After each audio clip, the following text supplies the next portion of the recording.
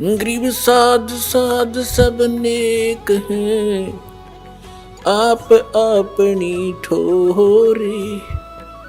जो सतलोक ले जावेंगे वो साधु कोई और।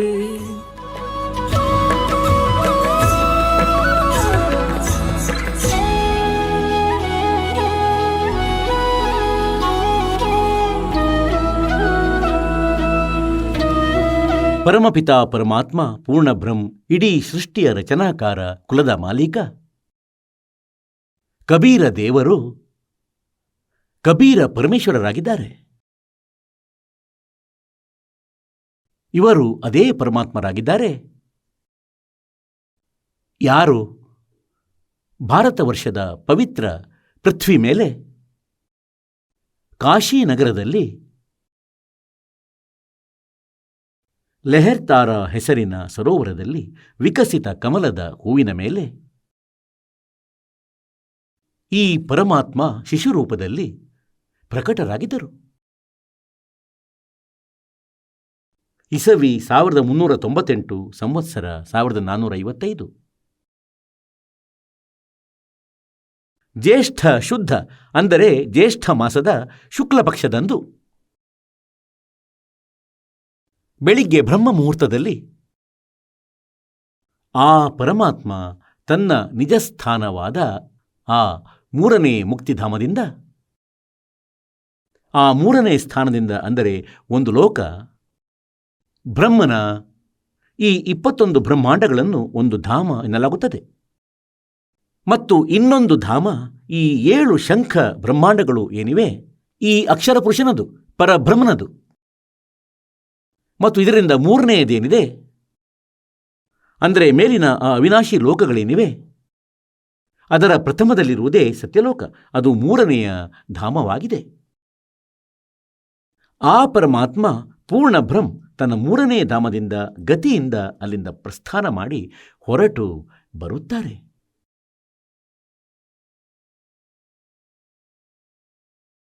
ಮತ್ತು ತಮ್ಮ ಒಳ್ಳೆಯ ಆತ್ಮಗಳಿಗೆ, ಪುಣ್ಯಾತ್ಮಗಳಿಗೆ, ದೃಢ ಭಕ್ತರಿಗೆ ಸಿಗುತ್ತಾರೆ. ಆ ಭಕ್ತನನ್ನು ನಂತರ ತನ್ನ ಕುರಿತಾಗಿ ಸಾಕ್ಷಿಯನ್ನಾಗಿ ಮಾಡುತ್ತಾರೆ, ಸತ್ಯಲೋಕಕ್ಕೆ ಕರೆದೊಯ್ಯುತ್ತಾರೆ. ಅಲ್ಲಿಂದ ನಂತರ ಎಲ್ಲ ವ್ಯವಸ್ಥೆಗಳಿಂದ ಪರಿಚಿತಗೊಳಿಸಿ ಆ ಪ್ರಿಯ ಆತ್ಮವನ್ನು ಪುನಃ ಈ ಕಾಲನ ಲೋಕದಲ್ಲಿ ಬಿಡುತ್ತಾರೆ. ಆ ಪರಮೇಶ್ವರನನ್ನು ಅರಿತ ಪುಣ್ಯಾತ್ಮ ನಂತರ ಪರಮಾತ್ಮನ ಮಹಿಮೆಯನ್ನು ತುಂಬಿ ತುಳುಕುವ ರೀತಿಯಲ್ಲಿ ವರ್ಣನೆ ಮಾಡುತ್ತಾರೆ. ಏನೇ ಇರಲಿ, ಆ ಸಮಯ ಅವರ ಆ ಪ್ರಿಯ ಆತ್ಮಗಳ ಆ ವಚನಗಳ ಮೇಲೆ ಜನರು ಮಹತ್ವ ನೀಡುತ್ತಿರಲಿಲ್ಲ, ಅವುಗಳ ಮೇಲೆ ವಿಚಾರ ಮಾಡುತ್ತಿರಲಿಲ್ಲ. ಆದರೆ ಅವುಗಳು ಈ ಮಧ್ಯದ ಪೀಳಿಗೆಗಾಗಿ ಬಹಳಷ್ಟು ಲಾಭದಾಯಕ ಆಗುತ್ತವೆ. ಇಂದು ನಾವು ಭಗವಂತನನ್ನು ಅರಿಯೋಣ ಮತ್ತು ಪರಮಾತ್ಮನನ್ನು ಅರಿಯಲಿಕ್ಕಾಗಿ ನಮಗೆ ಆ ಪರಮೇಶ್ವರರ ಪ್ರಿಯ ಆತ್ಮಗಳ ಆ ಅಮೃತ ವಚನ ಇಂದು ಬಹಳ ಉಪಯೋಗಿ ಸಿದ್ಧವಾಗುವುವು. ಆ ಪರಮೇಶ್ವರರು 4 ಯುಗಗಳಲ್ಲಿ ಒಂದು ಲೀಲೆ ಮಾಡುತ್ತಾರೆ. ಪ್ರತಿಯೊಂದು ಯುಗದಲ್ಲಿ ಒಂದು ಇಂತಹ ಜೀವನ ಲೀಲೆ ಮಾಡುತ್ತಾರೆ. ಹೇಗೆಂದರೆ ಒಬ್ಬ ಜನಸಾಮಾನ್ಯ ವ್ಯಕ್ತಿ ಆಗಿರುತ್ತಾನೆ ಮತ್ತು ತನ್ನ ಕೈಗಳಿಂದ ಕಾರ್ಯ ಮಾಡಿ, ತನ್ನ ನಿರ್ವಹಣೆಯನ್ನು ಮಾಡಿ ಇಡೀ ಜೀವನ ನಡೆಸಿ ತೋರಿಸುತ್ತಾರೆ. ಇಂತಹ ಲೀಲೆಯನ್ನು ಆ ಪರಮಾತ್ಮ ಮಾಡುತ್ತಾರೆ. ಹೀಗೆ ವೇದಗಳಲ್ಲಿ ವರ್ಣನೆ ಇದೆ. ಋಗ್ವೇದ ಮಂಡಲ ಸಂಖ್ಯೆ 1, ಸೂಕ್ತಿ ಸಂಖ್ಯೆ 31, ಮಂತ್ರ ಸಂಖ್ಯೆ 18ರಲ್ಲಿ ಈ ವಿವರಣೆ ಇದೆ. ಆ ಪರಮಾತ್ಮ ಪೂರ್ಣ ಬ್ರಹ್ಮ ಒಂದು ಜೀವನ, ಒಬ್ಬ ಮನುಷ್ಯ ಸದೃಶ.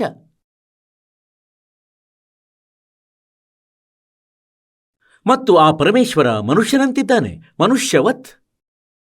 ಮನುಷ್ಯವತ್ ಅಂದರೆ ಮನುಷ್ಯನಂತೆ.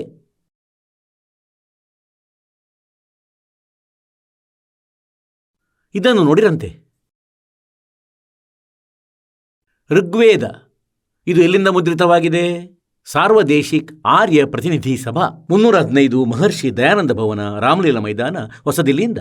ಸಮ್ರಾಟ್ printers and binders. 1606 ಪಟೌದಿ house, Daryaganj, ಹೊಸದಿಲ್ಲಿಯಿಂದ.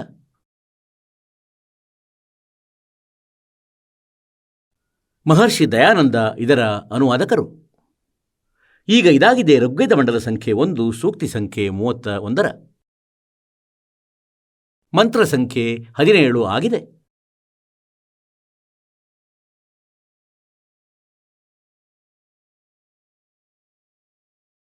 ಇದರಲ್ಲಿ ಸ್ಪಷ್ಟ ಬರೆದಿದೆ ಮನುಷ್ಯವತ್ ಅಗ್ನೆ. ಇದನ್ನು ಸಂಧಿ ವಿಂಗಡಿಸಿದರೆ ಇದು ದ ತ ಆಗುವುದು ಮತ್ತು ರೇಫ ತಗಲುವುದು ಆ ಅಗ್ನೆಯೊಡನೆ ಸೇರಿಕೊಳ್ಳುತ್ತದೆ. ಹೇಗೆಂದರೆ ಇಲ್ಲಿ ಮಾಡಲಾಗಿದೆ ಮನುಷ್ಯವತ್ ಮತ್ತು ಅಗ್ನೆ ಬೇರೆ ಮಾಡಲಾಗಿದೆ. ಇದರದ್ದು 2 ಭಾಗವಾದುವು. ಮನುಷ್ಯವತ್ ಬೇರೆಯಾಯಿತು, ಮನುಷ್ಯವತ್ ಮತ್ತು ಅಗ್ನೆ ಬೇರೆಯಾಯಿತು. ಈಗ ಈ ದಯಾನಂದನು ಸತ್ಯಾರ್ಥ ಪ್ರಕಾಶದಲ್ಲಿ ಏನು ಅಜ್ಞಾನ ವಿಚಾರ ತುಂಬಿಟ್ಟಿದ್ದಾನೆ ಅಂದರೆ ಪರಮಾತ್ಮ ನಿರಾಕಾರನು. ಎಲ್ಲೆಲ್ಲಿ ವೇದಗಳಲ್ಲಿ ಪರಮಾತ್ಮನ ಸಾಕಾರದ ಪ್ರಮಾಣ ಬಂದಿದೆ ಇವನು ಅನುವಾದ ಮಾಡುವ ಸಮಯ ಶಬ್ದಗಳ ಅನರ್ಥ ಮಾಡಿದ. ಮನುಷ್ಯವತ್ ಅಗ್ನೆ, ಅಂಗಿರಸ್ವತ್ ಅಂಗಿರಹ, ಯಯಾತಿ ವತ್ಸದನೆ, ಪೂರ್ವ ವಚ್ಚುಚೆ, ಅಚ್ಚ ಯಹಮಾ ವಹ, ಯಹಮಾ ವಹ, ದೈವಂ ಜನಮಾ ಸಾದೈ, ಬಹಿರ್ಷಿ ಯಕ್ಷಿಚ ಪ್ರಿಯಂ. ಈಗ ಇದರದು ಏನು ಅರ್ಥವಾಗುತ್ತದೆ ಅಂದರೆ, ಹೇ ಮನುಷ್ಯವತ್ ಅಗ್ನೆ ಅಂದರೆ ಹೇ ಪರಮೇಶ್ವರ, ಅಗ್ನೆ ಅಂದರೆ ಪರಮೇಶ್ವರ. ತಾವು ಮನುಷ್ಯರಂತೆ ಮತ್ತು ಮನುಷ್ಯರಂತೆಯೇ ತೇಜೋಮಯ ಶರೀರ ಧಾರಣೆ ಮಾಡಿಕೊಂಡು ತಾವು ಒಬ್ಬ ಮನುಷ್ಯರಂತೆ ಇರುವಿರಿ ಮತ್ತು ಪ್ರತಿಯೊಂದು ಯುಗದಲ್ಲಿ ತಾವು ಯಯಾತಿವತ್ ಅಂದರೆ ಪುರುಷ ಯಜ್ಞಗಳ ಒಡನೆ ಕೆಲಸಗಳ ಸಿದ್ಧಿಯನ್ನು ಮಾಡಿಸುತ್ತೀರಿ. ಅಥವಾ ಅಂದರೆ ಯಯಾತಿವತ್ ಅಂದರೆ ತನ್ನ ಕೈಗಳಿಂದ ಕೆಲಸವನ್ನು ಮಾಡುತ್ತಾರೆ. ಅಂದರೆ ಮನುಷ್ಯ ತನ್ನ ಕೈಗಳಿಂದ ಕೆಲಸ ಮಾಡಿ ತನ್ನ ಎಲ್ಲ ಕೆಲಸಗಳನ್ನು ಸಿದ್ಧ ಮಾಡುತ್ತಾನೆ, ಅಂದರೆ ಜೀವನ ಮಾಡುತ್ತಾನೆ. ಹೀಗೆ ಆ ಪರಮಾತ್ಮ ಮನುಷ್ಯರಂತೆ. ಇವನು ಏನು ಅರ್ಥ ಮಾಡಿದ್ದಾನೆ? ಮನುಷ್ಯವತ್ ಇದರದು ಮನುಷ್ಯರು ಹೋಗುವ ಬರುವ ಸಮಾನ ಅಥವಾ ಅಂದರೆ ಮನುಷ್ಯವತ್ ಅಂದರೆ ಮನುಷ್ಯನ ಸಮಾನ ಅಂದರೆ ಮನುಷ್ಯನ ಸಮಾನ, ಮನುಷ್ಯನಂತೆ ಅಂದರೆ ಮನುಷ್ಯನ ಹಾಗೆ. ಪರಮಾತ್ಮ ಮನುಷ್ಯನಂತಿದ್ದಾನೆ ಮತ್ತು ಮನುಷ್ಯನಂತೆಯೇ ಕರ್ಮ ಜನಸಾಮಾನ್ಯನಂತೆ ಕಾರ್ಯವನ್ನೇ ಮಾಡುತ್ತಾರೆ.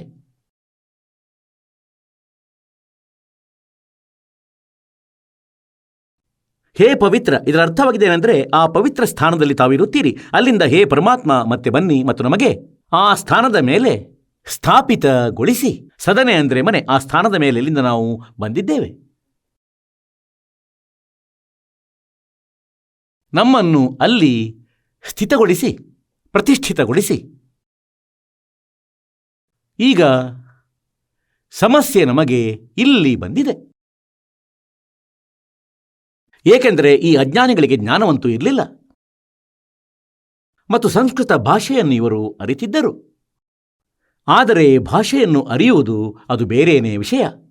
ಯಥಾರ್ಥ ಭಕ್ತಿ ಮಾರ್ಗವನ್ನು, ಆಧ್ಯಾತ್ಮ ಜ್ಞಾನವನ್ನು ತಿಳಿಯುವುದು ಇದು ಪೂರ್ಣ ಸಂತನ ಹೊರತು ಸಂಭವವಾಗದು.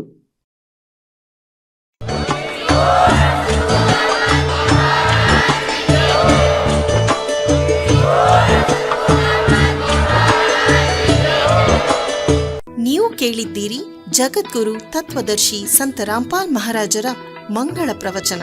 ಹೆಚ್ಚಿನ ಮಾಹಿತಿಗಾಗಿ ವಿಸಿಟ್ ಮಾಡಿ ನಮ್ಮ ವೆಬ್ಸೈಟ್ www.jagadguru-rampalji.org. ಸಂತ ರಾಮ್ಪಾಲ್ ಮಹಾರಾಜರ ಶುಭ ಆಶೀರ್ವಾದದಿಂದ ಇಡೀ ವಿಶ್ವದಲ್ಲಿ 500ಕ್ಕೂ ಹೆಚ್ಚು ನಾಮದೀಕ್ಷಾ ಕೇಂದ್ರಗಳಿವೆ. ಇದರಲ್ಲಿ ಸಂತ ರಾಮ್ಪಾಲ್ ಮಹಾರಾಜರಿಂದ ನಿಶುಲ್ಕವಾಗಿ ಆನ್ಲೈನ್ ನಾಮದೀಕ್ಷೆ ಕೊಡಲಾಗುತ್ತಿದೆ. ತಮ್ಮ ಹತ್ತಿರದ ನಾಮದೀಕ್ಷಾ ಕೇಂದ್ರದ ಮಾಹಿತಿಗಾಗಿ ಸಂಪರ್ಕಿಸಿ 888 444 7302